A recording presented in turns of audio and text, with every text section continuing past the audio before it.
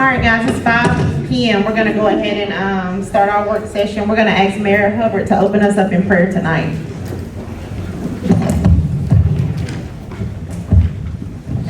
Let's pray. Dear Lord, we're so grateful for the opportunity to come together this evening and take care of the business for the city of Sylacauga. Lord, we just ask that everything that we do, everything that we say is pleasing unto you. Lord, we ask for safe travels to and from tonight's meeting. Lord, that with school starting, we ask that you just bless the entire school year for our school children and staff. These things we pray in your son's name. Amen. Amen. Thank you, Mayor Hubbard. I'm gonna ask that we all put our mics on too, guys. I think the people in the audience are still having some issues hearing us, and hopefully we'll have that fixed soon.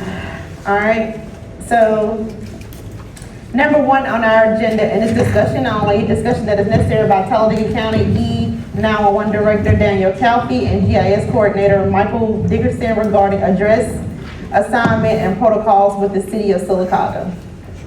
You guys will come to the microphone, please.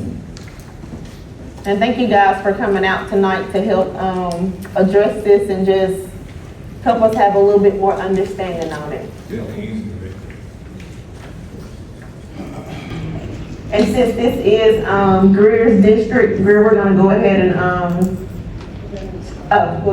go ahead. Sure, so I'll give you just a basic, quick rundown of kind of what we do. We are the addressing authority for the entire county. So that includes Lincoln, Mumford, Chillisburg, Sylacauga, Chillisburg, those areas. So we have a signed contract with all the cities and municipalities and towns across the entire county. That was established in 2016. During the COVID pandemic, we kind of put a good pause on a lot of addressing. And also during that time, you know, I work with one full-time guy and one part-time guy. So there's a lot of catching up because, you know, 30, 40, 50 years ago, there weren't addressing standards as there are today. So once we adopted the addressing standards, once all the cities agreed to the addressing standards, that's what we started implementing, which led to us pretty much updating, maintaining, and addressing addresses as they come about. Oh, I said I was gonna start with Greer, and I have 2 questions after that. So, I know we have a contract with you guys. So let me ask you this, and this is just I guess a kind of random question. If this is something that we were to address on our own, would it still have to be done the way that you guys are doing it? Is it just a certain standard that it has to be done this way? Well, there needs to be a standard across, you know, across the entire county, right? If you get to where you have Sylacauga addressing it A way and Chillisburg addressing it B way, you might have responders that have problems locating certain addresses. If there's a set standard across the entire county, and obviously it can take a lot of stress off of y'all having to worry about, oh God, we got to go address that now, when we can have that. And we can also implement it into our systems and update them almost instantaneous, so responders can see that we updated an address. Okay. Okay, I'll start. You mentioned that this was 2016 that this was implemented. You said you were the entire county and you have addressing standards. Yes, ma'am. Are your addressing standards across the state? No, ma'am, it's just for our county. Now, it could very well, they could mimic other counties. I'm not sure, I have not seen other counties addressing standards, but these were arrived from the previous director. I'm not sure exactly where or how he obtained these. I'm sure it was a lot of research on his end, so that's what we've implemented. But across the state, no, but there is kind of a bigger answer to that, is that we are going to eventually be audited by Alabama 911 Board and MSAC data, so that's why also our standards need to be up to par, so to say. Let's repeat that. You said Alabama now and... Alabama 911 Board. Okay, so that leads me to my next question. What entity are you a part of? Are you a part of a government entity? Are you a private company? We're state and local government. You're a state and local government. Yeah, local government. So you have a board. Yes, ma'am. And what state agency do you report to? Talladega County Emergency Management Communications So District. emergency Yeah. management system. Yeah, we're Talladega County Emergency Management Communications District. That's actually our title, so to say. Go ahead. So we have a board that's appointed by the Talladega County Commission. So Talladega County Yes, Commissioners. ma'am, they appoint our board. Okay. Okay. You said that the cities agreed to it. How did they agree to this? Was it sent by did y'all sign something, a city council, guys, that y'all were here in 2016? Anybody remember this coming up? The contract was signed by Doug Murphy, I believe. So Doug Murphy signed the contract. Yes, ma'am. Yeah, but it would have been, it would have had to been It had to be November. 16. Yeah, no, it could have been in 16, it just would have had to have been before November. That's true. Yeah, None of us up here, I don't think, had anything to do with it. yeah, So it did not come before the city council for approval? it did. It had to. For this. For Doug to sign. Okay, so it had to come before city council. Okay. So the address and standards, are those published? We have those and I've shared them with the mayor. Okay. So it is your plan to go through the whole entire county and make these addressing standards comply? To We, these standards? we change them as we get a problem brought to us. So for Arrowhead, for example, someone was building out there. That's when we came out there. They called us for a new address. We went out there, determined that the addressing was wrong because it started in the 2200 block, I believe. And we based ours off of, Well, the old addresses were not measured. They're not based on any type of physical geography to the houses. New addresses, 911 addresses must be measured. They must be based on your physical geography. How far down the road are you? That's what makes it easy for a first responder to locate a house in case there's an emergency. Okay, so that leads me to the next question, which is, if the emergency management system has this information for E911, does that mean that every police car, every ambulance is able to see what your measuring guidelines are and meets your standards? So that's how does that work? Sure. So the best way to describe that is we use a CAD, computer-aided dispatch, called, we use it through Southern Software. All officers, responders, firemen, paramedics in our county that are on a paid scale, not volunteers, have pretty much a computer in their car, assuming it's working, everything like that. They have a miniaturized version of what we have at Central or Dispatch called MDIS, Mobile Data Information Systems, and they can see all the calls that are on the screen, they can see the map, everything like that. So whenever we have a change in an address, we update it on our end or in the GIS mapping room. It gets sent out to that CAD mapping system and is updated on their system. So they can see it as soon as the update goes through. We run updates on the CAD every evening, Monday through Thursday at 7 p.m. So what's happening is, for everyone that doesn't know or anybody's being affected of this, you soon might be, so pay attention. This affects FedEx, Amazon, Google, and those entities do not communicate through the E911 system. They do it through the mapping system, correct? You're talking about like using Apple Maps or Google Maps? That's correct. Yes, that's correct. So 911 has the capabilities to go in Google and update. However, we have to do it address point by address point. There is a way, and Michael and I have discussed it, but it's pending, legal review pretty much, that we can share our map data with Google. I don't know about Apple, but Google for sure. And it could be updated, but I do not know the ins and outs on that. That's something that's kind of in the pipe, so to say. FedEx, FedEx may have their own mapping, GIS data, UPS may have their own, it's all separate.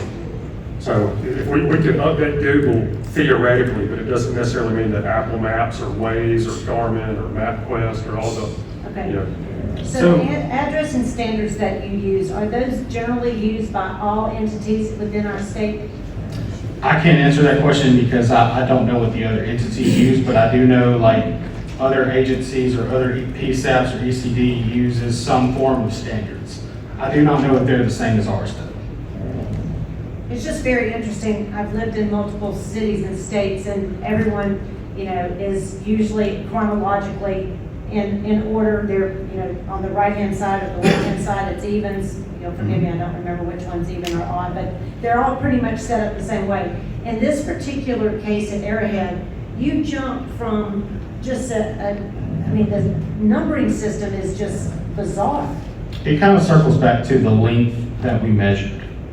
So I know Arrowhead was like 2202, 4, 6, 8, 10, whatever, the. Yeah, you start at 20 and you end up at 420. Yeah, it's based off the measurement. 1,000 numbers per mile. So 420 is 0.42 miles from the start of the road. Odds on the left, evens on the right. It looks like Pleasant Ridge has been changed, has not been changed, but Dogwood has. Is this all dependent on buildings that are coming into our communities, new buildings that are being built? Is that what it's- Correct. No. We usually, we don't just ride up and down roads looking to change people's addresses. But if we're called to an area because someone's about to build a house, we have no choice. We have to give that new house an address that meets current 911 protocols. So having subdivisions that have their HOAs recorded does not help when the subdivisions were numbered when they started the subdivision. No, ma'am. So your plan is to go through the entire county and make these changes throughout our city. That's going to affect several property. You got new houses over in your area, District 4. That is correct. So, can I ask something? So let me ask you this, so when you said it was, the addresses are based on however many miles from the road and so on and so forth, because we don't wanna come back here again for the same road, so are you guys already planning for like lots, like empty lots, just potential building in certain places to what those addresses would already be? Correct, yeah, and that's the problem with the old scheme, is a lot of times they didn't leave any room for gap. That's why you have an address on Talladega Highway that's 1602 and a half, because there was nothing in between 1602 and 1604 when they needed an additional address. With this new numbering scheme, I'm not gonna say never, but there usually 99 times out of 100, there's room for gap. There's room for growth and expansion. That's what this one did. They put out on their subdivision maps that are recorded in the Talladega County GIS. And this goes back to HOAs, and we won't start there, but this was all numbered, and they are counting the vacant lots. And had this buyer that bought this lot, had this document, they would have been able to go to Building Services and said, this is my lot 39, and my address will now be 2006. Would that have kept you guys from coming into the neighborhood? Before we had these standards that were signed by the city, we would have this discussion about it, but now that we have the standards, it's the same thing in my neighborhood, right? I had lot 43 and I was assigned address 800. But at the end of the day, that building or whomever built that neighborhood could have built another neighborhood, but then another company built another neighborhood and set a completely different standard.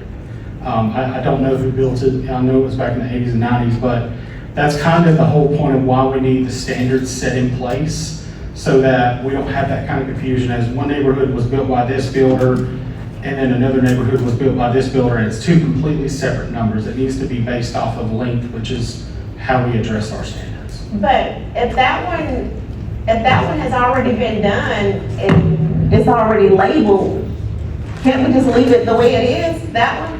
The address has already been changed in our system as well as all of other systems. But I don't think any of the residents have changed anything though. So do you guys even do research to pull things like that to see if it's already, if there was already room left for potential new development? Again, kind of like what Michael talked about, we try not to change addresses, but when we're called out there and the addressing neighborhood does not come to our standards, that's when we intervene and we change it. I do have a couple more questions. So as the city, and since we do have a contract with you guys, do we have a say-so in that or not? We're the addressing standards, so no ma'am. We try to, if y'all want to assist with naming a road, like Calling Road on whatever meeting that was, yeah, that's fine. We'll be more than happy to take that into consideration, but. So the contract only basically just says, you do this for us and we don't have to do it? basically. If you want to look at it like that, sure. Yeah, I think so. My next question is, you said your system, you guys don't update like as far as Google Maps and so on and so forth. So how long does a process like this usually take for like, cause I mean, I like Amazon packages and stuff, so like, how long does something like this usually takes for my old address to fade out and now I'm using the new one, like? It's hard to really put an exact number on that. We've seen it happen relatively quickly with certain neighborhoods. We've seen it take a little while, but USPS will still deliver up to a year at an old address. So we have actually had numerous calls to your office from the addresses that you're changing in. Yes. Yeah. I can't speak for the other addresses, but I know that you've received several calls. Mhm. And it has been reported to them that when they call 911, and there are multiple senior citizens out there who call 911 on a regular basis, Mhm. they have been told to use both addresses for an extensive period of time because they want to be sure that our citizens are picked up correctly. Sure. So when you call 911, obviously, sometimes it's the worst day of your life. I worked the floor for almost 12 years, so I've heard all types of 911 calls here and there. With that being said, there are times where we do get calls from the elderly, from the young, doesn't really matter. I mean, we get calls from everyone, and we'll say, what's your address? 123 Main Street, but 911 changed it just now to, 210 Main Street, whatever it may be. In that situation, the dispatcher is going to put up what the caller gave them and then make a note for the responder, note, new address could be 210, caller advises 123. Depending on the call or whatever it may be, the dispatcher is going to get a house description as well. And also in our mapping CAD system, the address is going to be the new address that's been updated. So that's what the responder is going to be seeing as well. I do have another question, I'm sorry. Sure. So like for future development, say somebody's gonna build a subdivision, do you guys have a hand in that to where like this doesn't happen in the future to where y'all go in and? I think the best example we could probably give is College Park in Childersburg. Do you want to share a little bit of light on that? No, not really. Well, how do you address it? That's a different. That's the Sylacauga that's a- address. Yeah, that's a bit of a different issue. Nowadays, when we assign addresses in subdivisions, I mean, we are thorough. We do not give out an address unless we have, put our eyes on it in person. We double check using multiple methods. Like I said, this new system allows for expansion and growth. So I never say never, but it's very, very, very unlikely that we have to go and make changes that can in the future. Anything's possible, but again, it's very unlikely. What's the contract period with us, with the city? It's 10 years, I was looking at it a minute ago. I think it's in August, actually. But it's a 10-year period, so I believe it's coming up. It auto reviews. Unless we, I think yeah, because we do want to look at it, because I mean, this is new to us too, because I mean, that contract was put in place before any of us got here. So, maybe you guys will come back and just entertain some more questions with the council, because we are gonna, just take a look at the contract, just to make sure we know what we're doing, so we can better explain it to our citizens. Sure. Bree, you have any more questions? I have some. You got some, Laura? Okay. So I've had some issues from Bolton, and, there were a lot of questions because somebody received medication mailed or through, I don't know, I guess the packaging, maybe UPS or something, FedEx, I'm not real sure, but they've had an issue getting their medications. So that was one reason that it got brought to my attention was, hey, our address has changed, we couldn't argue it, but we've lived here 50 years and now my dad can't get his medicine. So how can we address that from your standpoint? So, couple of options. What I would recommend is have that person call said company, whatever it shall may be. If it's United Healthcare, sending out the medication and update them and say, hey, my address changed. A lot of times they will ask for some proof, which we send out letters to every single person that we're changing the address to. It's official letterhead said, hey, your address was this, it's now this. I don't think we've ever had an issue where that would not suffice with any type of company. So they're more than welcome to call our office. I've sent many of emails that contain the, official change, and yeah. Okay. That would be what I would recommend. Okay. If it continues to get worse past that, please give us a call and we'll figure something out. Again, at the end of the day, we don't like to have address changes, but we have to do also what's right, because we can't have, residents that has, 2200 block and then 474 at the end. It doesn't flow. Makes sense. And I appreciate you explaining everything very thoroughly to us. So, I just want to make one comment. Go ahead. So it sounds like you can do that for residents. Maybe that would be something you could proactively send out a letter to all the residents, that they could use this letter to go to all the entities, because they all have multiple places that they have to send it. FedEx, Amazon, post office, medication places, Blue Cross, their insurance companies, Medicare, Social Security, the list goes on and on. So if you would proactively send out a letter that they could use going forward, that would, I think, be a good move. Totally for that. The letter that I mentioned to Councilwoman Heath is the letter that we send out to them. It's just a PDF version of it. Again, if anybody has their address change and they need that letter, we're more than happy to email them. Some people prefer old-fashioned mail, that's fine, We can also mail it out, no cost to them. It doesn't cost anything, because, I know at the end of the day, we're the ones changing your address. It's the least we could do. But again, we can always better ourselves, right? Everybody can be better at the end of the day. So again, these are why we have these conversations. If we can do something better, then, let's try it. Because I know we don't like to change addresses. It stinks at the end of the day, but we want to make sure that elderly people, anybody in this community, in this county, can get the help they need as quickly as possible. Thank you for your time. No problem. All right, and I know we usually don't do this, but since this is it's a touchy and a new subject, I do want to ask one more question before I say this. We got a few people in the Arrowhead community. I just want to make sure all the questions got answered. So by show of hands, did anybody have a question that didn't get answered from the Arrowhead community? You have another one, or everything got answered? No, we have another question. Oh, okay. Go. Will you just come up so we can hear you? I'm sorry. I'm just trying to make sure everything is answered. No, that's fine.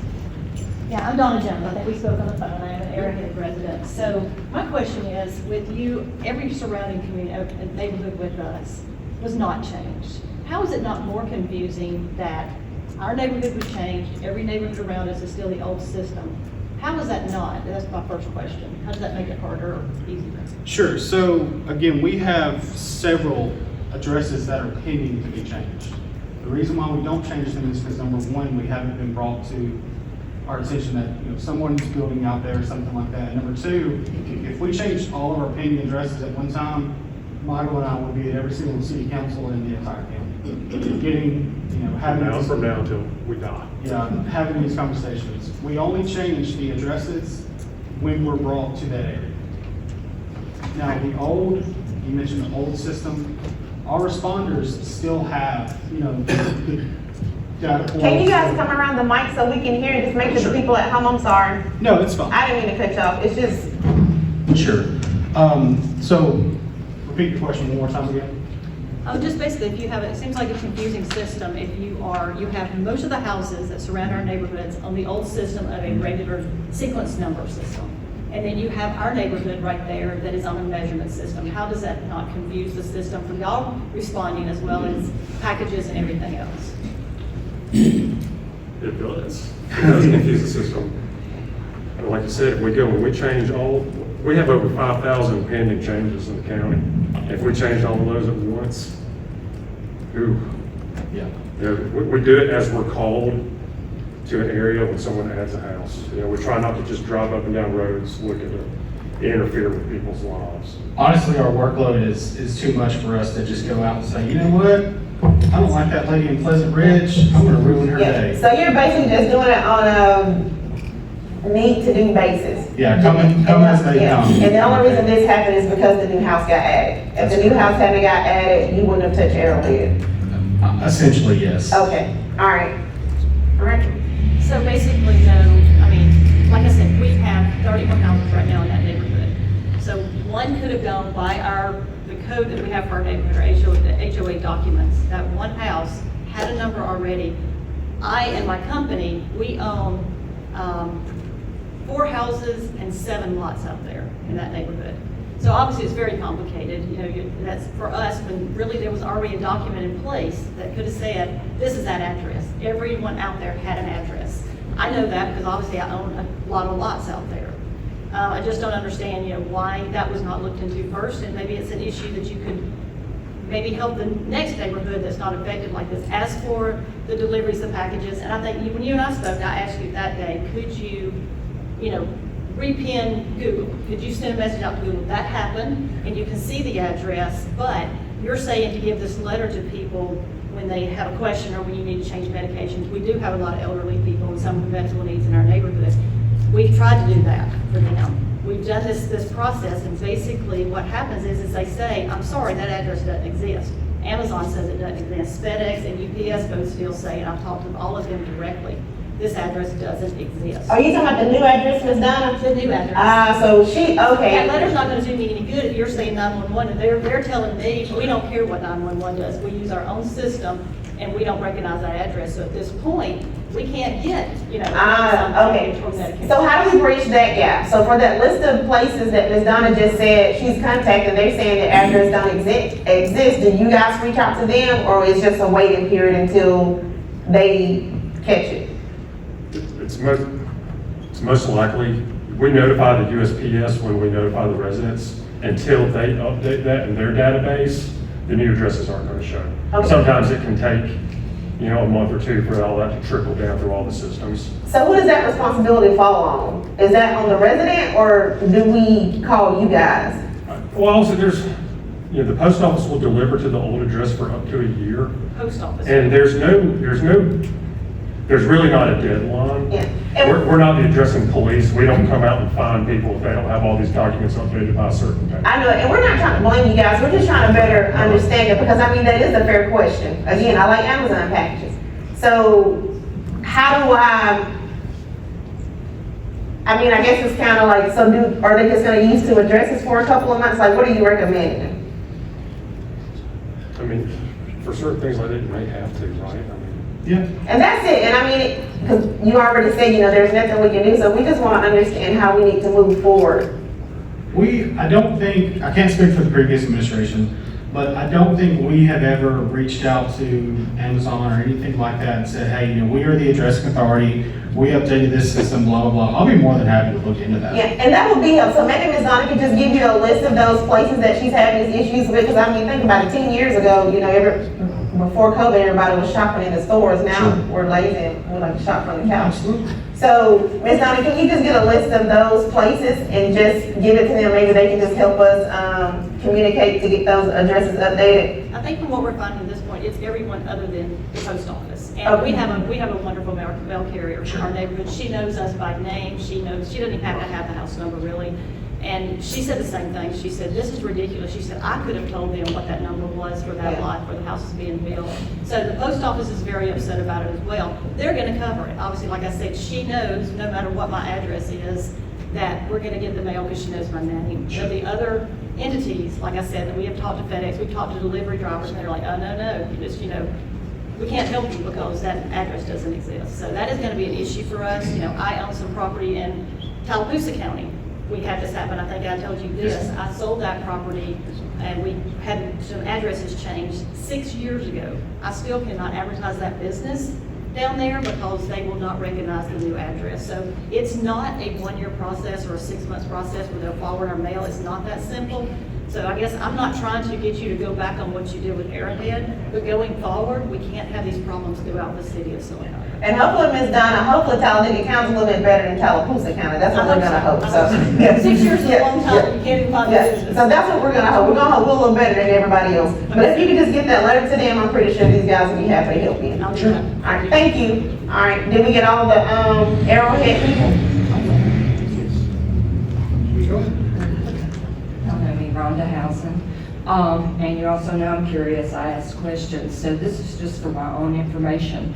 And it kind of bridges on what she said. Part of my career in nursing was with the elderly, And I know that, I was director of nursing of a nursing home, and I know a lot of those people don't get any relatives who come see them. And so I know that in our community, we have some isolated elderly folks. So my question for my community is, do our elderly have resources to help them? Because if it comes in a PDF email, a lot of them are not going to know how to do that, to send it to get their medications or to change their insurance information, Medicare, whatever.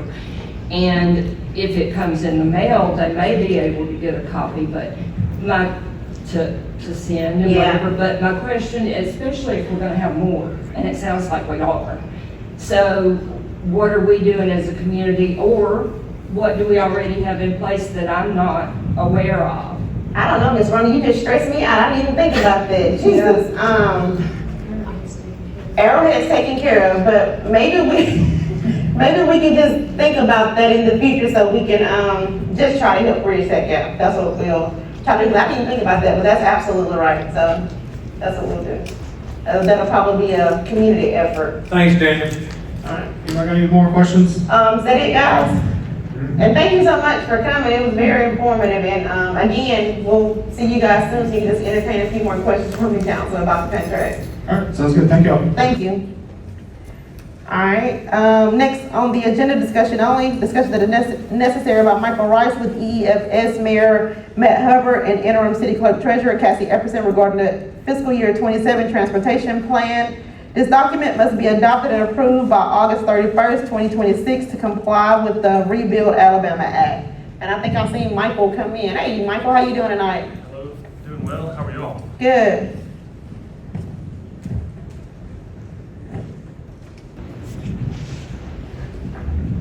So, yes, ma'am, pretty much as you stated, this is a document that's got to be, approved annually by local municipalities or counties or cities. It basically just is the guiding path for those RAA funds that were generated during the 2019 gas tax and kind of spells out what the city is going to do as far as transportation goes with that funding. So, All right, this isn't something new. This is yes, ma'am. This has been annually submitted and approved yeah. by the council. All right, you guys good with this? All right. I have Oh, I have one question. well, Nate, you can go first. Michael, we talked a little bit before the meeting, when do you think you'll get on the Arrowhead ditch project? So we had done just a preliminary evaluation of it. Right. There, were a lot of moving parts at the time, but there's obviously right-of-way issues there, and then there's the hydraulics and the drainage itself. We kind of looked at the land rights and right-of-way and what is the city's responsibility, what is the Arrowhead community's responsibility. I don't know that part of it, but I mean, from a drainage standpoint, just preliminarily looking at it, from the Arrowhead roadway crossing, the culverts are slightly undersized. That's right. I mean, they're not big enough, but I think the bigger problem is downstream of the second Arrowhead crossing, the ditch really gets confined there. And so when you restrict that ditch in the manner that it is, the water starts, rising. Right, so you're saying we need to go on that side and open it up more, than maybe put a bigger culvert in at the same time? Yeah, it's very complicated because the house. Because of the right of ways and Yeah, stuff? well, and the house that's been built adjacent to the ditch is very close. Yeah, So you can't, it's not like you can excavate out and put in side slopes and, put concrete down or riprap it. You're confined by the edge of that house and an air conditioning unit, improvements that are there. So you're looking at, probably something pretty or some type of urban channel or, culvert, the large culvert extension. It's a very, intense process with the location of the house right there. I got it. I have a couple of questions. This is the first time for us to see this, a couple of us. So this plan is something that's done for the Rebuild Act of Alabama, right?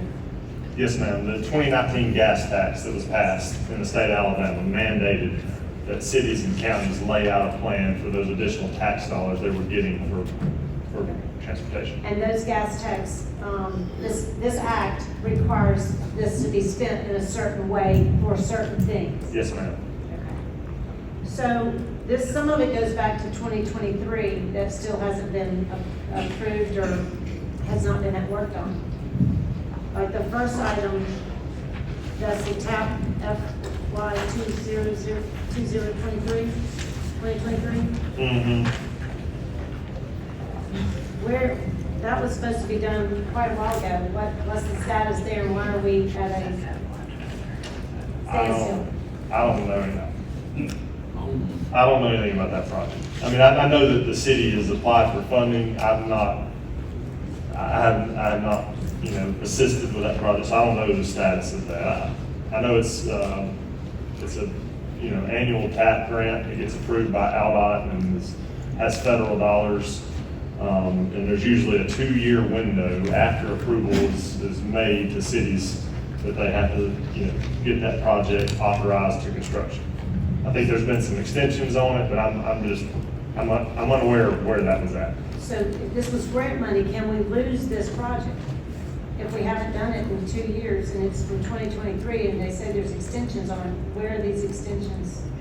This is just a list of stuff that the money could be spent on. This is just like a wish list. Look right here. It Oh, says this that is it's not- to start- Yeah, this is just a list of stuff that the money can be spent on and the total cost of it. So if we get the grant approved, Third page. So this is not. It shows it's going to start in There's some 27. things we voted on. Yeah, that's the one. Yeah. Make sure it's the one that, I don't know if this is the one where they're gonna finish. This is like the third of 3, I believe, TAP grants. They're It's doing gonna down finish the encouragement. downtown, EDT. coming Broadway, yeah. That's So EDT, it that's one just of my. hasn't been completed yet. Yeah. Well, it hasn't even started yet, right? It says its construction is to be scheduled during FY 2027 Yeah. on the information that we received. Yeah. I was unaware of it. If there is updated information that I need to apply to this, I will. I just knew that we're right here at the end of FY 26 and it has not started, so I just. yeah, so we have to apply for it to get some money. So I think that one's already been approved. No, I'm talking about the rest of these. Some of them are projects that we already have allocated funds for, some are grant projects that we received, some are that we have applied for or intend to apply for. So it's different paving, et cetera, type projects that we want to look at in the next fiscal year. Yeah, that's what I'm saying. And because we've already received the award grant for TAP FY 23, that's why it's included on the listing. It just hasn't been let out. for So we bid have yet. been awarded that Yeah, we grant. were awarded that one. That's handled by a different engineering firm. It's not Michael Rice's. Yeah, it's EDTs, isn't it? It's EDT. So who pushes that ball along? Who's responsible for moving that ball to? I haven't seen EDT and We relieved EDT, remember? I don't We think, did. we did not. There was still some active, I thought Miss 115. Luann brought it to my attention. When she brought it to my attention, I spoke with Cassie about it. We reached out to, I forget the lady's name. Brandy. She came and met with us. We ironed out the remainder of the details. She went back and did the reapplication. I think she actually did it twice, and then it was approved for us to do it 2027. The money's there. She just basically had to go back and redo the paperwork on it. I thought we Yeah, relieved them at extension. I thought we did too. I know you had. we did it. And this one was already active, so you couldn't do it because they were the engineering firm that had already did everything on this one, so we had to complete it through them. Okay, so this one has grant money affiliated with it and 200,000 that we've got put aside for this project. Yeah, but this one is still scheduled to be done in, 2027. yeah. Okay, so, the Lake Louise Road extension, where is that money coming from? Like My understanding, my understanding was the bond. Yeah, bond funds. Yeah. If you look on the back, it has back couple of sheets, it's got the funding source.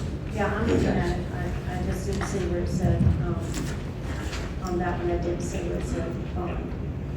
It says it on funding source. I think. And that one, it doesn't, I need to probably put that on there, it's not on there, so I need to do that.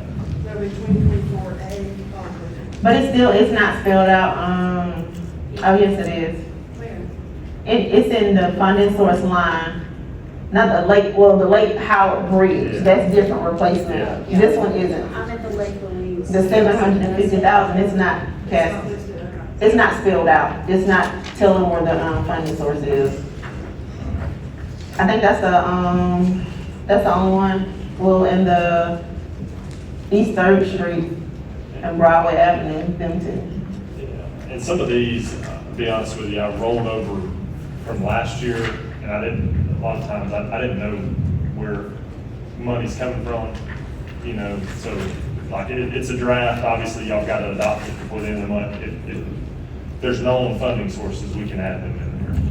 And guys, when we do the budget too, we make sure this money is, Accounted for. yeah, this matching money. Okay, that's on. Anybody else? No? All right. That's it. Thank you, Michael. All right, next item, discussion and related vote. Sylacauga Park and Recreation Executive Director Steve Master to discuss related contract approvals for the new Sylacauga Recreational Center. You doing all right tonight, Steve? Good, how are y'all? Good. So this is part of what you approved the other day for the total numbers and everything for the project, but NBA is a third-party firm that will be doing the inspections on the building and the materials for the building. So y'all need to approve for the mayor to sign this contract. It's no additional monies from anything that's been approved, it's just to make sure that we get that contract signed. Let me ask you this thing. So how many other because I think I was thinking that all the contracts would have been under the architects and the engineers, so there's still some that we have to. So we have, obviously, the architects, it's been done, the builders are now done, and this is the inspectors. Okay. Y'all have any questions for Steve? No? All right, thanks, Steve. Next on the agenda, discussion and related vote, Isabel Anderson Comer Museum Director Judy Green to discuss upgrading the museum sound system and replacing the HVAC unit at the museum. Funding source 2024-A bond proceeds. You doing all right tonight, Ms. Judy? I am, thank you. How are you? Good, good. Great. So I'm here again to ask for bond money. We're not going to talk about the HVAC today. We found out yesterday that there were going to be some problems. We had to look more into it. Cassie's aware of it. Mike Whetstone's working with me on it. And we did a walkthrough through the museum yesterday, so we're looking at that. So we're not going to talk about that today. We're going to talk about the sound system. I have 2 estimates. I reached out for 3. 1 did not respond. So I have an estimate from Sound Solutions for $7,938.90. And then also we mount TVs. The amount on that one was $11,163.60. So the difference between them is, and we're really looking closely at the we mount TVs because that's going to give the museum a wireless sound system basically. We're going to be able to stream different music or events into different galleries on different floors.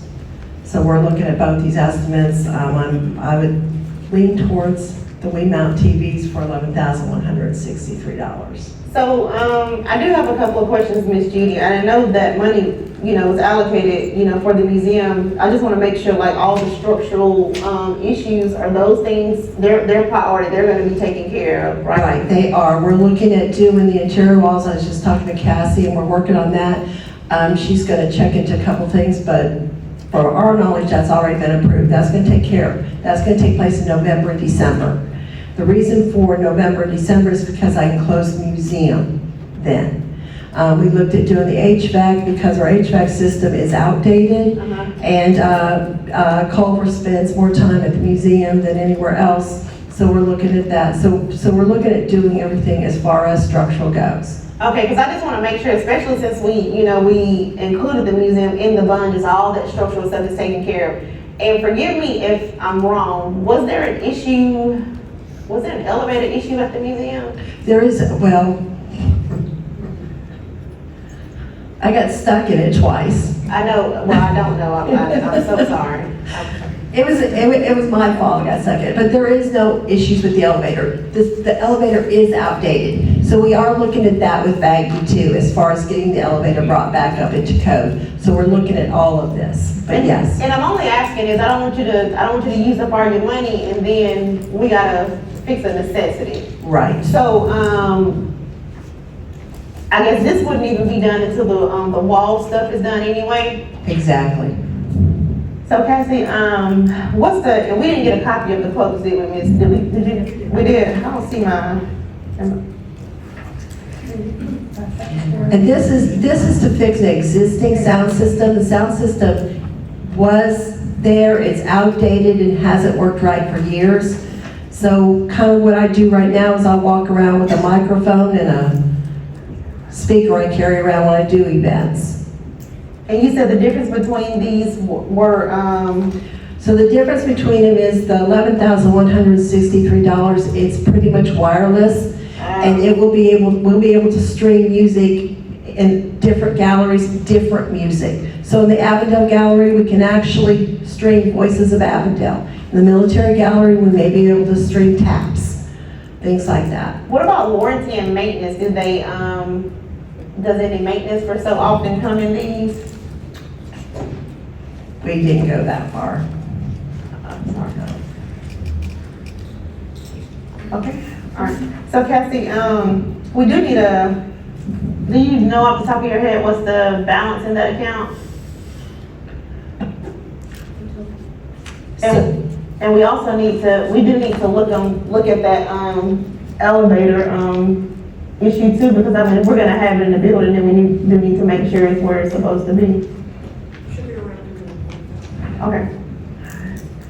Okay, all right. Y'all have any questions for Ms. Judy? I do. So you said that the HVAC is coming off the list. Tonight. It's coming off the list because of what reason? Apparently, when they walked it, there were several things they didn't take into, they didn't look at. Mike Whetstone called me, and the museum is based on capacity. So therefore, the HVAC has to be based on capacity, how many people are in the museum on different events. So since we're an event venue, you have to take that into capacity. So they had to come out, we had to do some measurements of cubic inches and floors and things like that. So you basically just gotta get some more quotes. Right. So my thought process is that we should hold off on voting for this sound system until we know what major things need to be done to the museum before we go and spend for the sound system. I think we should wait till we get the exact cost for the HVAC and the elevator, which sounds like those are critical items that are needed for the museum. And some of the sound system stuff, you need to kind of look at it before you do the wall stuff and some of the ceiling stuff, correct? The sound system will be put in right after the walls because they'll have to run it through different things, yes. Okay. And the walls are gonna cost about $30,000, correct? We're looking at about $30,000. How much is the quote for the sound system? Sound system is $11,163 is the one You that. got $270,000 in the bond proceeds for the museum level? We still gotta do the elevator too. 240. Probably still gonna have some money left over after sound system. I have a question. Do you have a roundabout cost of how much it's gonna cost to bring the elevator back up to code? Have they given you any kind of price range for that? They have not yet. HVAC, they're looking at probably about $30,000. Okay, That's just what they're looking at. Okay. Don't quote me on that. So, One more thing too, Ms. Judy, so are we just trying to lock a price in now? Because when the walls, you said they're gonna start on the walls when? November. So we're just trying to, so I guess if we do go ahead and approve this now, does that lock in your price for the, sound system? Yes, it should. All right, and she still has to, even though She's still gonna have money in that building. yeah, but she still, it'll come back and Yeah, we'll vote on it for the exact, that's right. Is Mike kinda helping overseeing this? He is.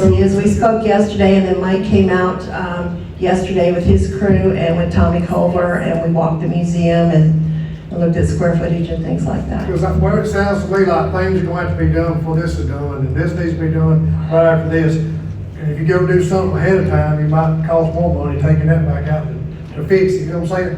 That's why I was wondering who was kind of overseeing it, that we're doing the right steps at the right time. Yeah, they won't interfere with one another. We talked about that yesterday. And that's why too, in closing the museum down, it'll just give them all free reign.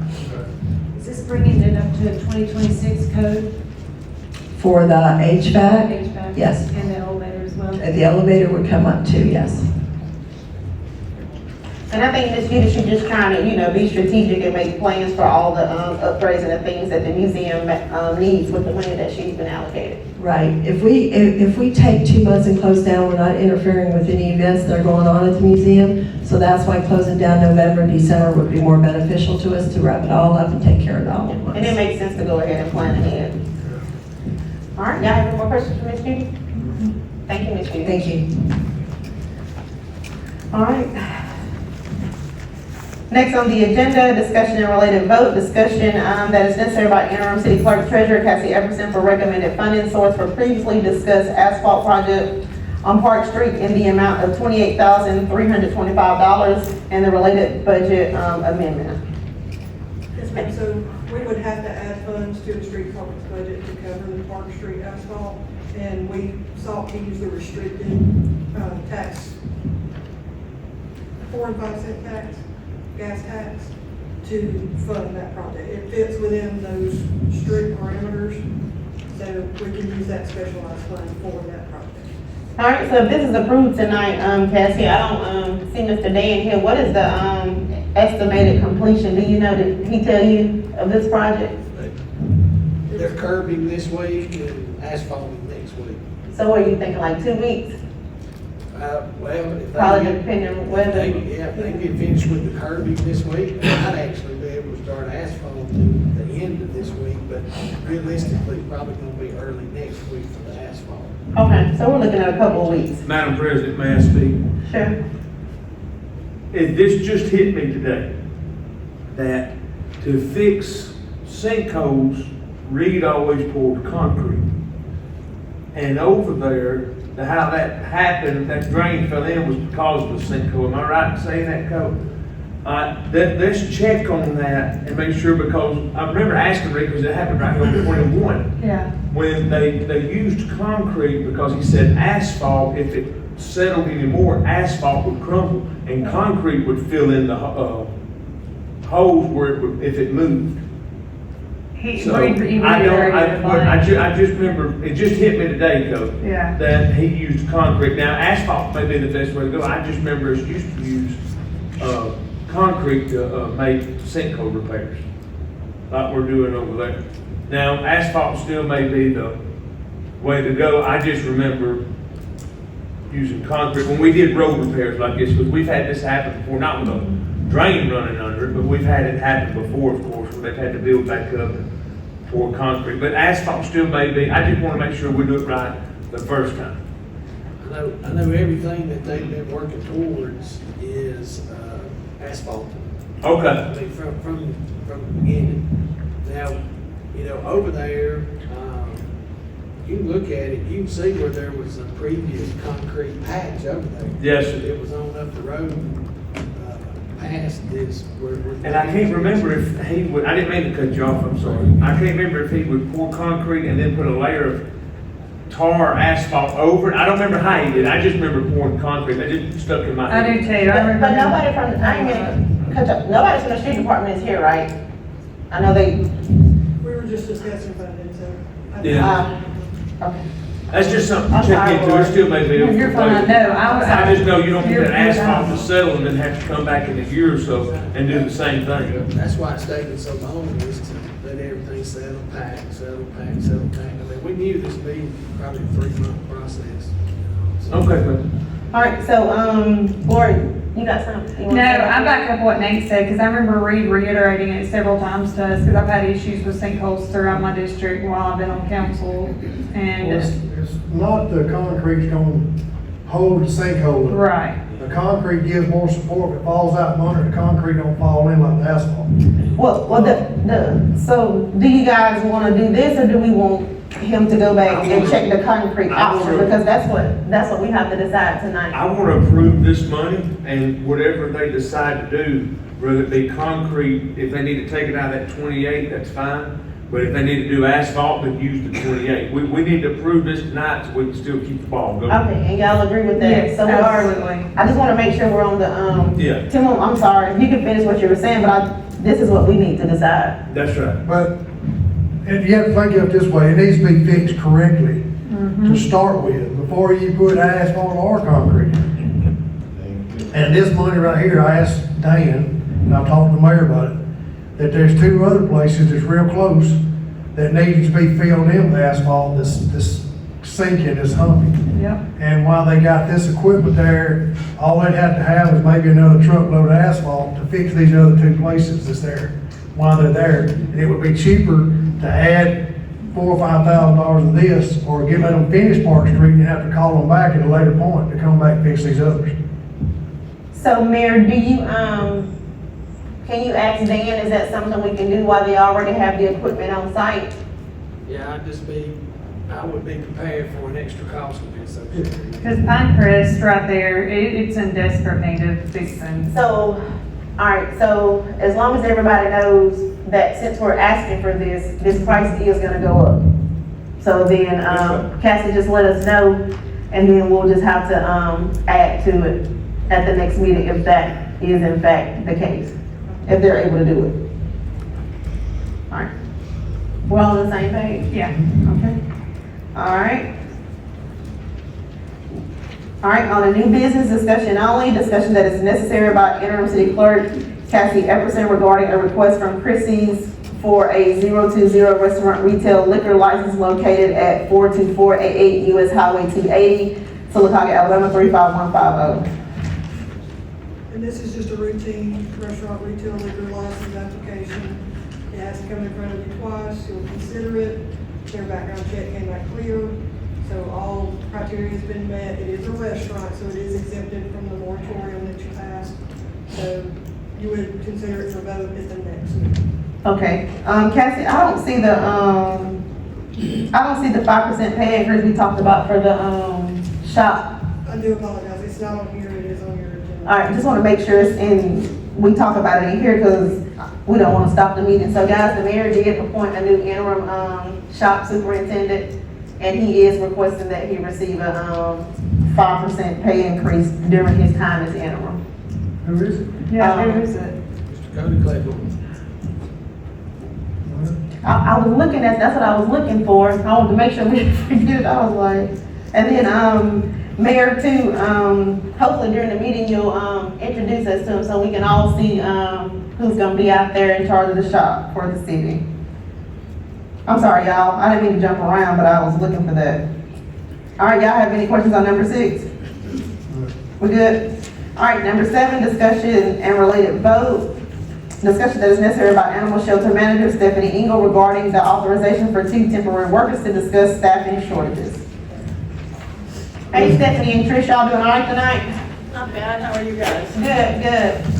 So just revolving door, we've had somebody relocate to another city and the commute was too far for her, and the other worker is pregnant, so she will be leaving at some point soon. So we are stuck, and this month is critical because I've had personal issues and I've been getting up, I show up at 3:34 in the morning, work 4 hours, go home or go to the hospital, then come back, work another 4. Trish has stepped in a lot of times. We've had no breaks nonstop. It's been insane. So I brought a copy, just an overview, so you could look at what we go through.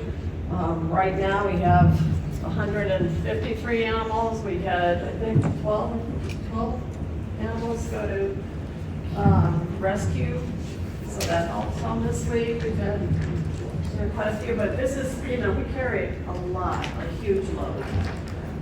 Trish and I are never able to really do our management side of things or the admin stuff as much as we would like to because we are doing kennel check. So this is the schedule, this is just the August schedule. So I do got a couple of questions, Ms. Stephanie.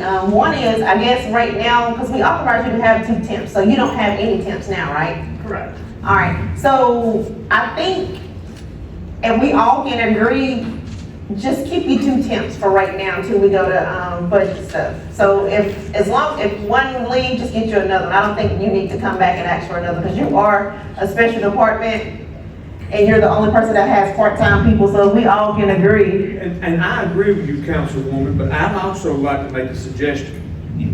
And it may not be popular, but I'm gonna suggest it anyway. I think we need to ask the Civil Service Board for laborers only at the animal shelter, not to have to run through the Civil Service Board. I have that meeting tomorrow night at 4:30. Do you? Is that on? Squeeze that in, yep. Okay, well, I think that way you can hire quicker and they not have to be Yeah, we tested. lose people because the onboarding process is so long. That's right, that's right. But Okay. this is a little easier for you though, because if they don't like it, then they can just give you somebody else. So this way, if you get somebody that do like it, you can just hire them in. Good deal. You made me lose my train of thought. I'm sorry. The next thing is, Ms. Stephanie, I know you have some things going on, so are you planning to take some time off to? I'm trying to work a schedule now. It's just been a lot the last 3 weeks. And the only reason I'm asking is, I was just thinking, because if you are gonna take some time off or work a staggered schedule, we probably could have pulled another temp in. That's the only reason I'm asking, because Staggered schedule. How many employees does the animal shelter have? Right now, it's Not including temps, full-time employees. 4 of us. Oh. And an ACO, that's it. but that's because you, Positions, but 1 person just left. Yeah, it was so Ms. Stephanie, I guess we'll, I don't know when, I'm not trying to put you on the spot, but I know you got a lot going on and you gotta take care of what you gotta take care of.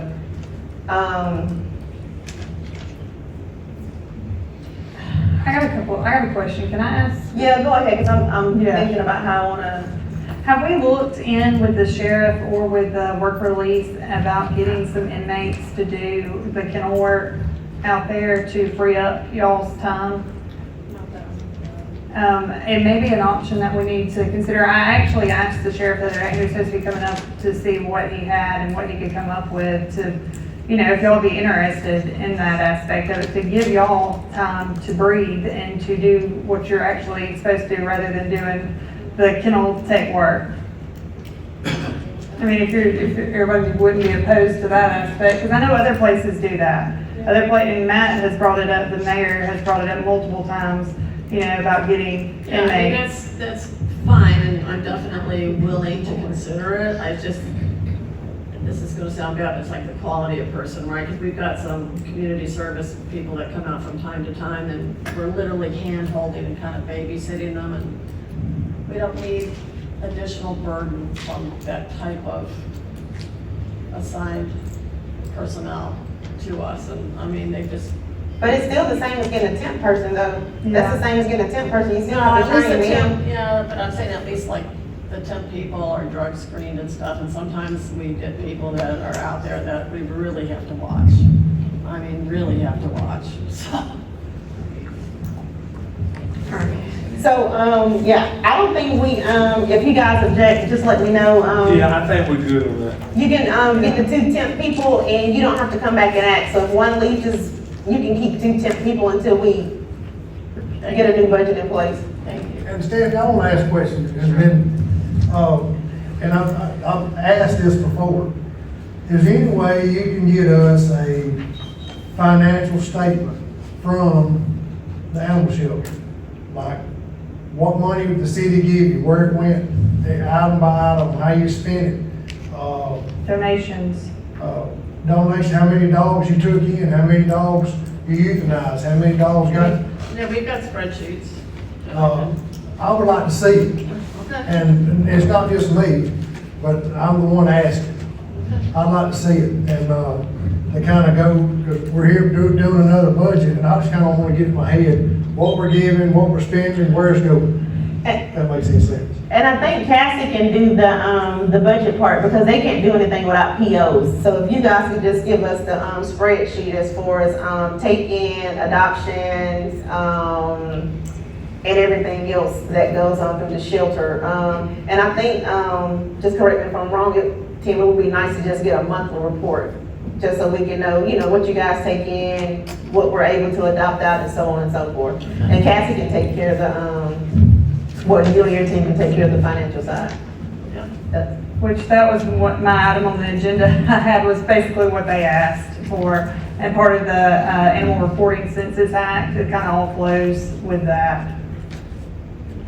Any more questions for Stephanie, guys? And Trish? Thank you. All right. Next on the agenda, okay, you almost made me forget. Cassie, Tim wanted to ask about the truck that the animal control guys driving in.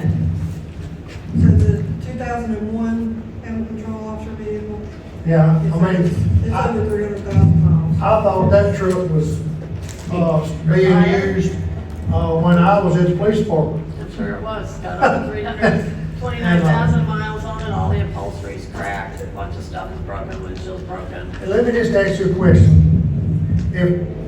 If we got a truck, not a brand new truck, but a good truck, and then do you got somebody where you can get the money to outfit it, to put the dog stuff in the back of it for you, and then we can get that new and put that into a used truck, that's a good truck? I don't think we have it in our budget to do that, because I mean, what I was looking at was like a 6-bay truck, right? So 3 bays on either side, they have lower ramps, so you're not trying to stand on a tailgate with a catch pole and deal with some crazy dogs. And see, that's what I got in mind. Well, it'll be a 3/4 ton truck. Yeah, like a And then 350. they put that bed on it that you pick out. That's why, because I think we could do it all, get a nice truck and that for what you're asking, gonna ask for and what, or less, besides a new truck with this stuff on it. You know what I'm saying? So are It you, just needs to be lowered to the ground so they're not killing themselves. so tell me what you're asking Tim, because she's gonna have to, need some numbers on it. So what are you asking her to do? Well, I'm just thinking for what's gonna be in the budget, what you're asking for. If we can save some money by getting a used truck, that's nice. And then you can get what bed all like you want put on that truck. Yeah, I could talk to some people and see what those numbers would look like. And just have those numbers, just, I guess, basically just outfitting a vehicle for the ACO. So just get some numbers on outfitting a vehicle, for the ACO. Because I agree, he needs one. Yeah. I agree. And just bring that to you, or either, I don't know if you're gonna be able to make it, just make sure, you get it to Cassie so it can be in your budget presentation. I got you, and then that'll raise some fuel too, because I think it's a 350 that holds that other Good. unit. Thank So you. what did we buy? We bought a transport van, correct me if I'm saying it wrong, right? Stephanie is, so Stephanie, come.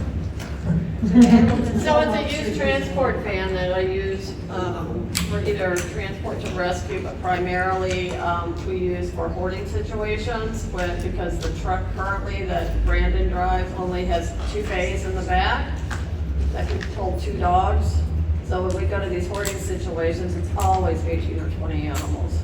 So this way we just load them up, it's one trip. The other thing I use it primarily for is spay neuter, because I've got a couple vets that I work with and they've given me good pricing, so I can haul a lot more animals. Yeah, I seen you out there Monday morning. Yep, yep, they did. Before y'all purchased that van, they only had an animal control truck. That was it. So, Yeah, we were doing double duty. Okay. Thank you. Thank you, Stephanie.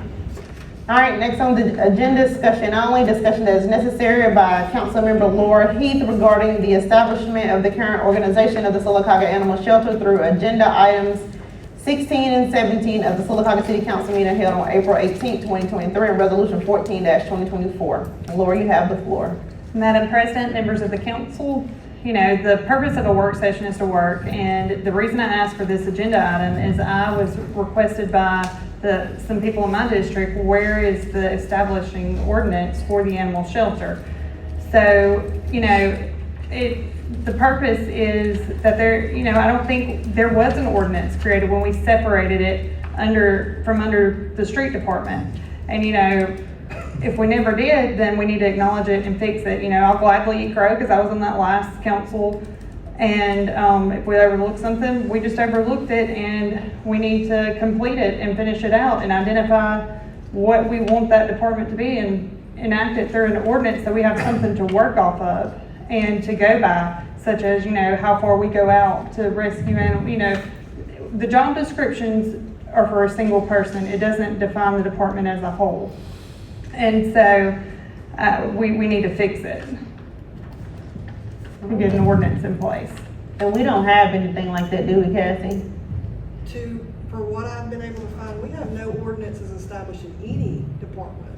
It's all done by action items on your council agenda, related resolutions, and each year you affirm what departments and what positions are funded through your budget. So that's the only thing that we have. I also didn't find another city where there was an ordinance establishing departments, but I didn't get a chance to look at all. I researched pretty heavily on it, and I found several cities that had it. Let me bring it back up. My printer quit on me in the middle of printing everything out. But there's several cities, and it kind of flows in with their ordinances for animal control. It's not separated. Their shelter ordinance is in the same, and I'll send them out to everybody. I know, like, I want to say somewhere around Pell City area, everybody's ordinances for their shelter just flowed right into their animal control ordinances. Are they pretty similar? Yeah, but it establishes, like, for their shelter, like what the expectations are and stuff. I mean, just like getting dogs in the county, things like that, it kind of sets boundaries, and it's something to work off of. So you basically just, you know, we just need to put some policy and procedures in place that are dedicated to the animal shelter. And I'll send out the ordinances that I did find from other cities. But again, it incorporated their leash laws. It was everything in one with that shelter ordinance. It wasn't just one specified, hey, this is how we adopt this department. We adopt the department in all the things in considering the animal control in our city. And Mayor, and that's probably something that the Greater Birmingham people are gonna help us with. That's part of what their plan is too, right? To help us with this? Well, unofficially, yes, I hope so, very much, yes. Okay. So Laura, send that to the mayor and Cassie. Okay. Because we are gonna have to decide, you know, what we want in the, you know, the ordinance, especially, working with the, And the mayor's working on some stuff. yeah. But it's still good to have all the information we can, because we'll all have a, say-so in it. Exactly. But see, there's another city in here that's, I mean, I've got several cities, but again, it incorporates all of their animal control too with it. So can you compile a list of all the things you see that you think that would pertain to Sylacauga that would help us, so that way we could, you know, if this is something we want to do, we can create our own? Because I said we really, you know. And I think that'd be something good to get with the shelter and the feral dog people to come up with as well. I'd like to have their input, and I'm sure Tim has some input on it as well, because it's something he's looked into, changing the ordinances for the city as a whole. Can I ask a question for clarification? So you're not saying establishing them as in the city made them their own department with their own budget. You're saying establishing their purpose as a whole and outlining what they're supposed to be doing. Right. That's what. Right. Okay. Right. Okay. So by doing this, what is your reasoning behind this? Do you want them to become do you want us to embrace the animal shelter and make it a full-fledged City of Sylacauga animal shelter? Yes. I think it needs to, Well, I mean, that's basically what it is now. Yeah. With some help from, that's what I was gonna ask, because I don't know how it works. Did they actually make the animal shelter a department of the city?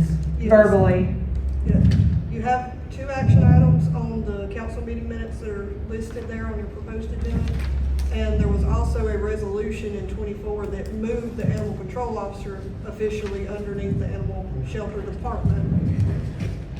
But the history of it, it was under until, and the action item was just that we agreed on, you know, and procedurally, we never passed like a resolution or anything that I could find to define it. It was just actually just, you know, by mouth in the middle of a council meeting, and it wasn't anything defined about it. I mean, there was nothing in writing other than the minutes that stated it. We need something concrete that we can work off of. When our constituents ask us, hey, what's the duties, what, you know, we need some guidelines established. And so we can better serve our people that way.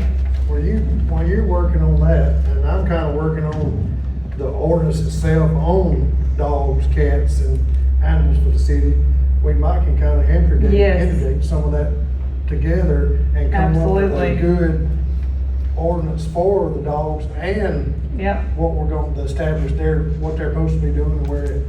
I think it would be great. And I want to commend Stephanie and Trish both. I appreciate what you're doing. Y'all have a thankless job and you do not get enough praise for what you do. It is much appreciated for our community. But that's basically it, just having some type of guidelines there, you know, for it to be next administration comes in and they can decide they want to change the job descriptions and do something different with it. And this gives something, ordinances, you know, of permanent nature, so it gives concrete, you know, it'll help for the future and now. Okay, so I just want to be real clear to everyone that you and Tim are proposing that the animal shelter become a full department, not contractual with the county, completely resting on the city's shoulders to care for all the animal shelter from the city of Sylacauga's perspective. No, Tim was not. Hold on. That's not what I said. Hold on, y'all, but that's what it's doing now.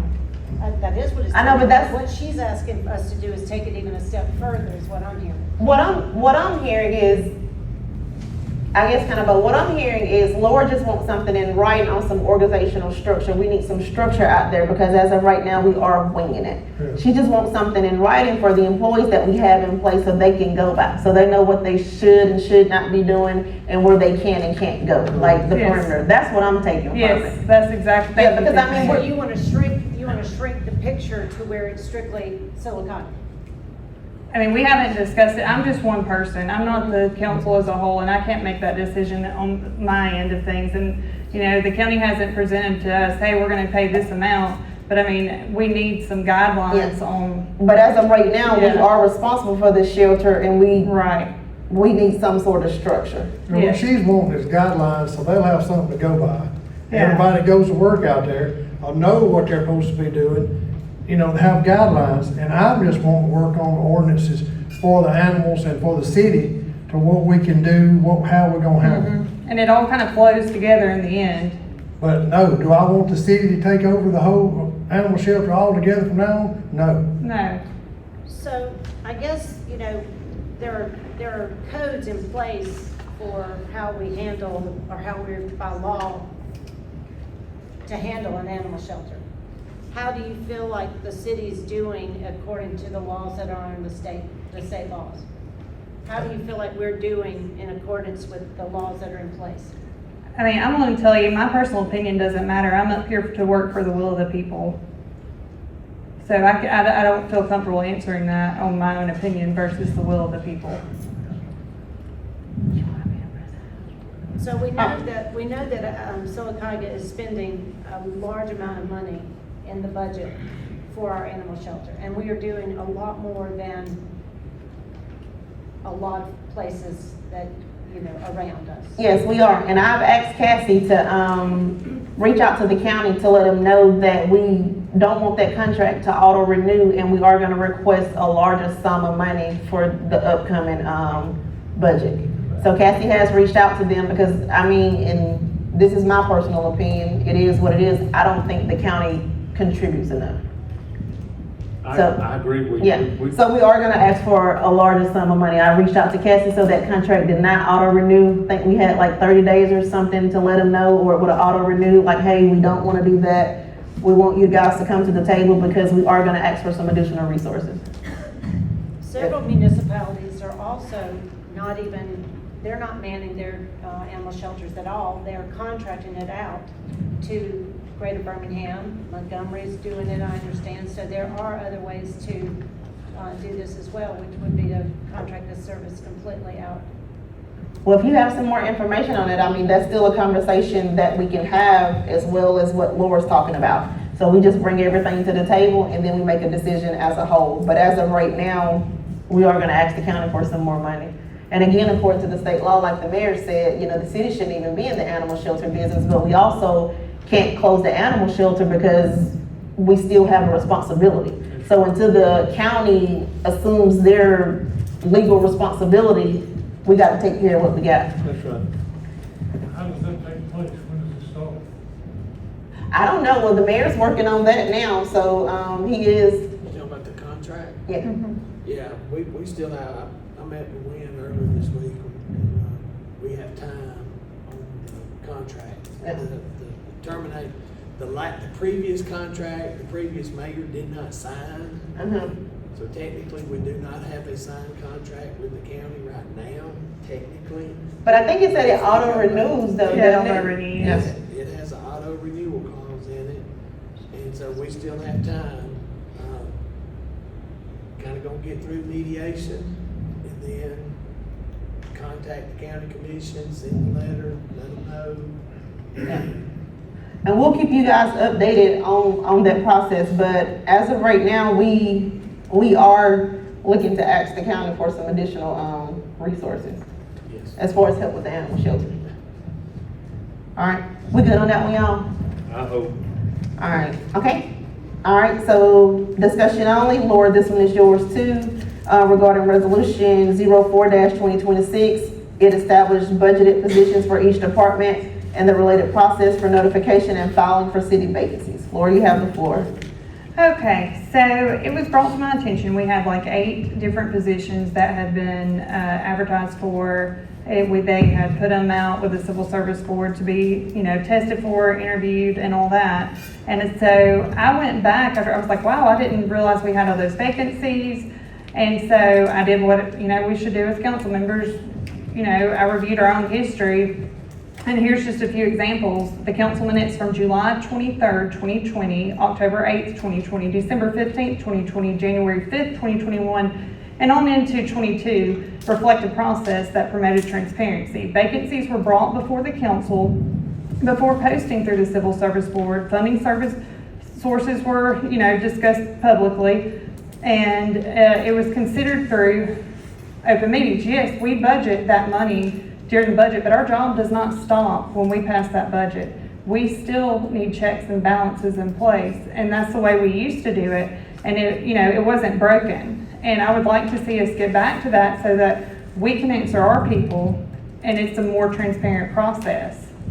So Laura, tell me, just explain to me what you're saying. So you're saying we budgeted for these positions and they advertise them without being told by the council to advertise? So let's say somebody, like for example, I didn't know that we had a shop superintendent position available until I saw it on social media. Used to, when there was a vacancy, it was brought to us that there's a vacancy. And then they posted, and I've got all the meeting minutes, identified of where it was, and it's on the website. You can go back and look at them, or in our council folder.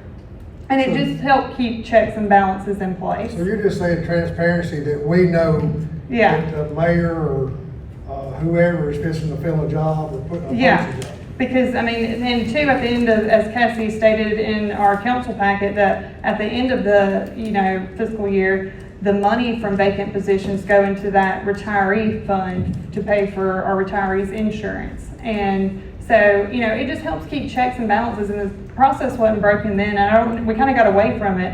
And I'd like to see us go back to that, to where just so we're aware of, what's going on.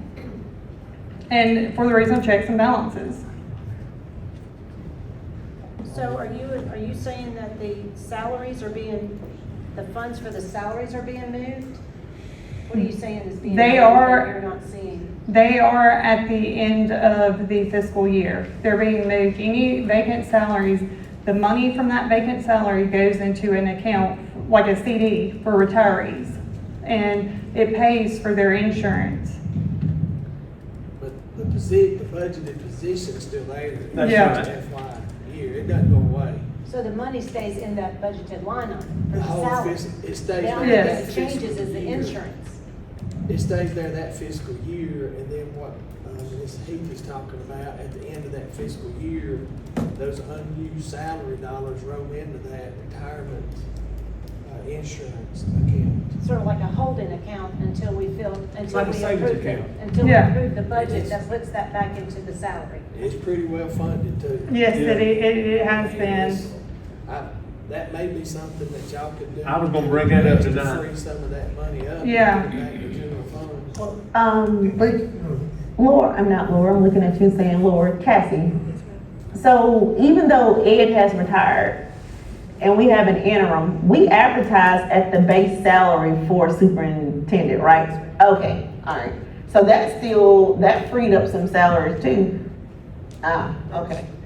So do you, I mean, how do you feel about that? Like if Oh, you got vacancies here, there, and like the next meeting, you say, hey, we're gonna post for this, That's all- this, yeah. this, this. No, the way I understand it, you just want a notification of vacancy. And then if you're gonna We can do post, that. yeah. We can do that through HR, through a simple email notification. That is. Right, that's what I'm asking, yeah, just in that you're posting for the job, cause like people ask me all the Just a time. note. Yeah, and we used to get notified, like it was on our council meeting. Once we get our website that I mentioned every meeting. Yeah. Where are we with that currently? It's still in process. So Yeah. they're in the build process. Oh, I think okay, I ask Cassie every week, so once we get that, then that's gonna help out a lot too. All right, and maybe too, Mayor, I don't even know, if maybe, every so often, maybe you can make it a part of your report. And just, let us know how many vacancies we have in each department, just so people can know, because we have a lot of people that tune into the council meetings and too. you can go back and look at those meeting minutes, and I can send them to you, what I stated in the council meeting, or send it to Cassie to send out, you know, just so you can see what exactly I'm talking about, and how it was worded, the verbiage in it, it helps us, you know, just kind of have checks and balances and know what's going on. And you're Not right. that we're trying to overstep into your lane, but just, No, I'm not, I'm telling you, that's simple. yeah. That's easy. That's Okay. an email from HR to y'all saying, hey, we've got a Okay. vacancy. That's really simple. That's Madam nothing. President, Okay. may I ask that we, at the next city council, have an accounting of that account that she's speaking of, the insurance account? Well- Retirees, that we may have some money that needs to be moved. We'll see it on the 15th. Yeah, and that's what I Yeah, said, it'll be on the budget. since we're I'm finna sure do it's budget, grown it's quite a gonna bit be a from list next of all of them on there, and they'll be separated out. So you'll know, and I think I asked you this Yeah. before too, I Cassie. agree. I said, So, Should be in your binder. Yeah, it's in the budget. I see it all the time, it's line, but I'm are curious. you saying it's inflated? Yes. It should be, There's there's a large amount There's of more money in than it. enough money to fund that But- for decades. That's right. But we, I think one time before we ended up, I think before all of y'all came, we ended up having to pay for something out of that account one time. We if I'm not did, mistaken. last You were here? time, yeah, because we passed that account in Yeah. 22. Look, So- Cassie, what I was gonna say, I keep losing my train of thought. When you give us that, list of all those accounts, like the gas tax, so on and so forth, make it to where there is a note section so we can know what can be funded out of those accounts. Yes. That helps too when we're doing budgets and special projects. So we got a list of all of our accounts, the dollar amounts that are in all of them, and what can actually be paid out of those accounts. That helps me. All right, can we go to the next one, y'all? All right, this one is Laura 2, discussion that is necessary by Councilmember Laura Heath regarding Resolution 18-23 and its related process for securing and accounting for unused salary funds. Is that the same we just? Yeah, we just pretty much, Okay, yeah, we covered that's the same. All right, the next one, you guys do, Councilwoman Greer Bisignani, she did ask for us to do this, and it is a good idea, because we'll go through it, and then we'll get in the, council meeting, and then ask questions. So any questions about the accounts payable? I do have a question, Madam President. Cassie, Wynn, whoever feels free to answer. Alexander High, June 2026, legal services, $2,420. I thought we was done with Alexander Hyde in May, or no, April, because we sat here and talked about as soon as we paid that bill, we wouldn't be using her anymore until we come before the council. And now here we are with a June bill. Somebody help me understand. And we usually get an itemized bill for her too, for exactly what we're paying for before it's even on the accounts payable. So Cassie, do you guys have a copy of that?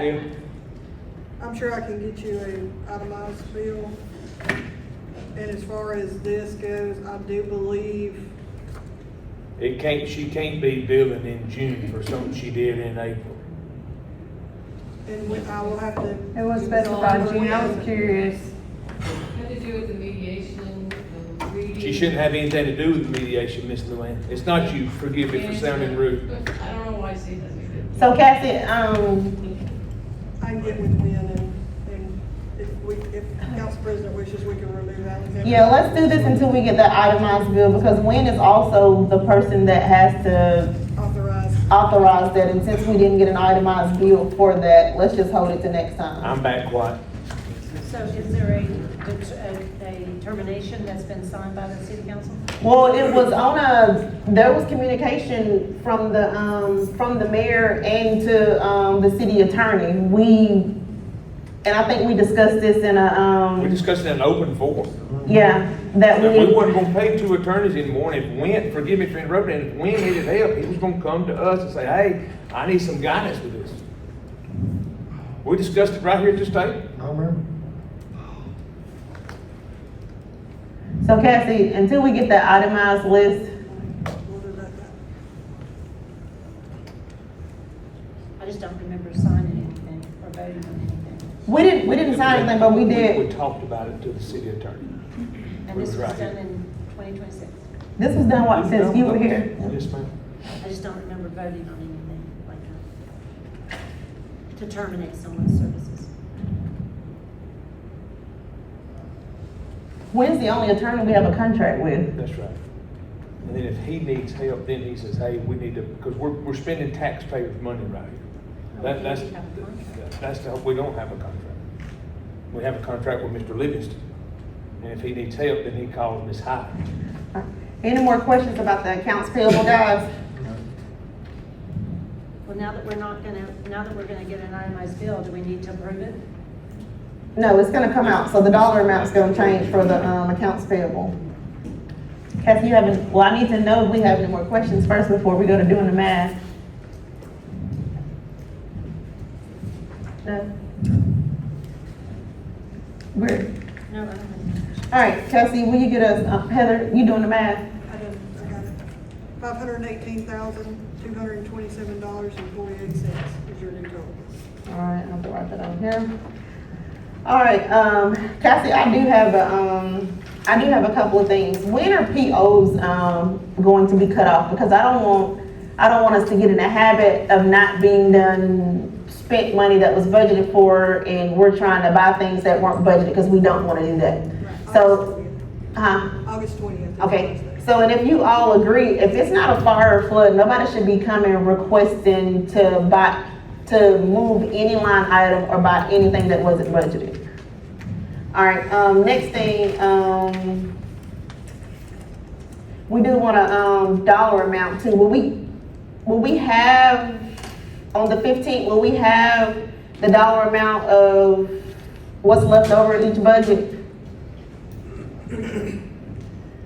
With us not closing POs until the 20th, We won't. not inaccurate, because you'll still have some coming through. Okay. All right, also too, in this, guys, and I should have called all y'all. I don't know if y'all had time has anybody been looking at their budget? Yes, I have. All right, so now's the time to ask any questions about something you didn't see. Not discuss anything, but if you didn't see something, you need to ask now, because the 15th is not the time to be asking Cassie to go and get stuff or pull stuff. And Tim brought a couple of things, to my attention. Hold on, let me go. I think the police department was the first one. He got a list of notes too, Cassie. I told him to send it to you. So on, My notes. If I'd known we were gonna be discussing this, I didn't see that on the agenda. we're not discussing this, but if you have any questions, it was, and that's my, and forgive me, I guess I was thinking it made sense. Cause as you were going through, you gotta ask for this stuff that's not in here. Because on the 15th, nobody's gonna be pulling anything. So we're not discussing anything, but just looking over, looking over this budget. Hold on, now I can't find it. Okay, where am I at? The sick pay, so I'm in the, Yeah, what the is sick this? pay was something I sent you as well. Yeah, in the police department, Yeah. the sick pay and the, Vacation time. yeah, is missing. Let me explain the sick and vacation. So sick and vacation falls under when there is, it's additional to their salary. So we can sell back a week of vacation if we have between 5 and 19 years. We can sell back 2 weeks of vacation if we're 20 or plus. That's in addition to our regular salary that we're working. But we Sick pay can only be paid out if they're retiring and they're planning to get paid out for their 30 days if they're allowed. So is it, That's the only money that would be, now I will verify on the police department because they should have some employees that qualify to be able to sell back their vacation weeks. But I don't know, we'll have to look at the sick time. and that's paid out as regular time, right? Yes. So let me ask you this, so if that's paid out as regular time, would that make us over budget in, salaries? No, ma'am. The reason why we account for them that way is because their regular salaries is what they're scheduled to work. The overtime is the estimated overtime they're gonna be working. And then vacation and sick is what they would get paid in addition to their salaries. Okay, and the only reason I'm asking is because like on this, and again, I'm trying to explain it so we can make Saturday as smooth as possible. It's not showing what was budgeted last year. It's only showing what was requested, and we're not requesting anything. So if we haven't had, our vacation schedules go from January to December. So if we haven't had any requests during this fiscal year 26, it's not gonna reflect as being used yet. Okay, all right. And a lot of times, those requests for pay comes much closer to the end of the year. Okay, so, thank you, Cassie. So again, y'all, everybody should be looking at this and everybody should be going over this, because again, once we get here Saturday, we're not gonna be requesting any documents. So hopefully, I got something with it. So there was a human resource assistant job, budget, for request. We never approved that job description. And also there's an engineering request for $140,000 to basically make the planning department a department. I have lots of questions about that. Where's the job description? Where's the contract information? If we're doing that route, building service, it says they're gonna use building services truck. How is that, are we gonna have to, accommodate another truck for building services? Is that gonna oversee? I mean, it's very confusing to me how it's set up. There's no structure in that aspect of it. Are we going forward with a whole new department, or is it gonna flow with building services? and Lord, Didn't we discuss that, it was gonna be in with Mike, correct, the engineer?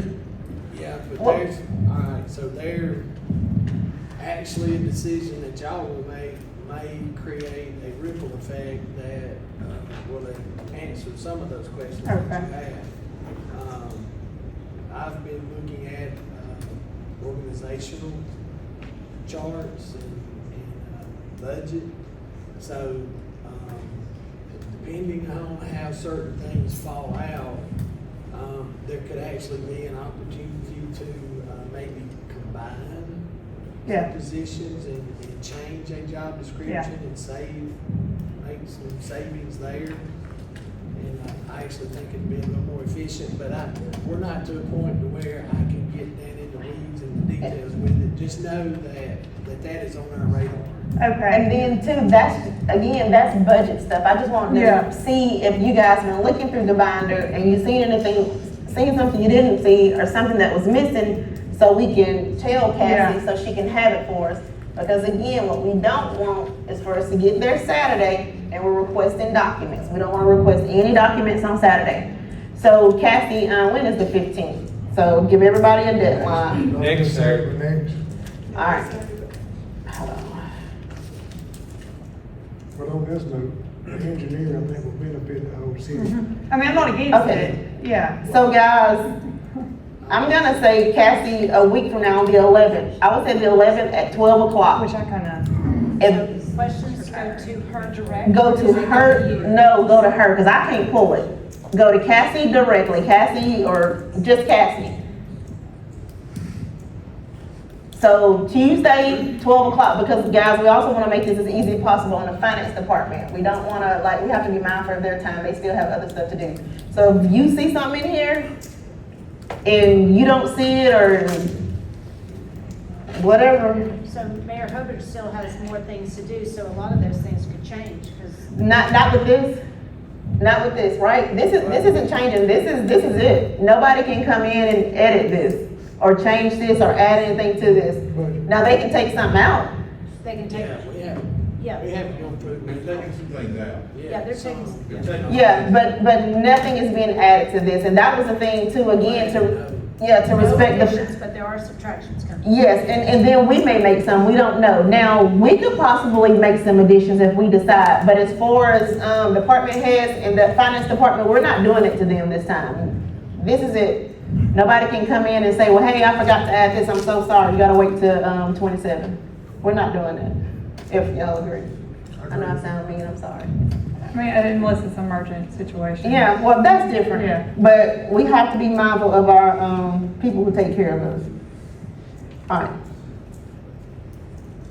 Okay, all right, so, and now, is that it on the work session, y'all? I think so.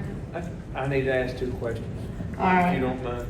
Cassie, if you had a chance to reach out to the nuisance abatement members and get us a meeting set up, I have confirmed that Officer Coleman will be able to meet with them on the 17th 17th of, of August. okay. So I'm sending out that notification.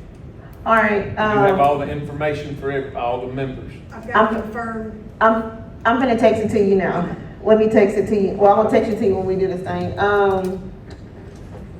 Also too, Mayor, I know I texted you earlier. Were you able to get an update from Dan about, Flipper Street? And, oh, you gonna do it in your thing? All right, that's I got fine. one more if you don't mind. Okay. Marble City Cemetery. The mayor's reached out to David DeWeese to see if he can help with the cleaning around the fence, the crepe myrtles, the shrubs, this, that, and the other. Will it be September, a little after, before David can get to it? And as their committee has not come back together yet, I would like to go get us 3 quotes from, because David's very busy, go get us 3 quotes from some of our guys here in town, and us at the next council meeting, maybe look at those 3 quotes to get the fence and get everything cleaned up like it needs to be, if y'all would have it. I agree. I have some constituents that are very Is concerned. that okay with you, Mayor? Okay, all right. Okay. Is that it? I'll do that. Is that in the work session? Anybody that's I got? want to add another question to his. Okay. Is there any other cemetery in the city that's not being took care of at the moment that needs some help? So we could look at all of it one time and. City don't own but 2. The only other ones over here behind the CDS, I'm not aware of any. There's a volunteer group from the. Historical Commission Yeah, takes a they, good job, takes a good care of it. yeah, they It's a do. lot smaller too. That's right. Yeah. The beautification as well. Beautification. Yeah. Thank you, Ms. Donna. I'll do that. Okay, so, all right, guys, so, that's it for the, work session on the agenda. We talked about this last time, amending the agenda for the bulletproof vest for the police officer, the work we gotta do, the asphalt work over on Park Street, the contract for park and recreation, the stuff for, Miss Judy and the museum. That's 2 things. Oh, that, and I would. do we need to even vote on the animal shelter thing? So animal shelter, if you'll authorize 2 temp employees, that's all you need to do there. Okay. Just authorize that we can seek the temporary employees. We already authorized. Yeah, we already authorized them though. The last time that she came in. I think it was up to an amount. I remember. She's right. Okay, you're right, Cassie. All right, and then the, accounts payables, which I'll read, make sure I read the new amount in there. And, 5%. Oh, yeah, and the 5% for, the interim shop superintendent. Did I get everything? Yes, ma'am, I would recommend striking number 12 if y'all are not prepared I to don't- vote on I the don't sales have, system. am I crazy tripping? I don't have an agenda. I don't I've been looking either. for it the whole time. I don't have an too. agenda, and that's what I've been over here looking for. But guys, we are gonna take a 5-minute break in between work session and council meeting because, We don't have an agenda. all right. Okay, so we'll come back, 6:49, well, 6.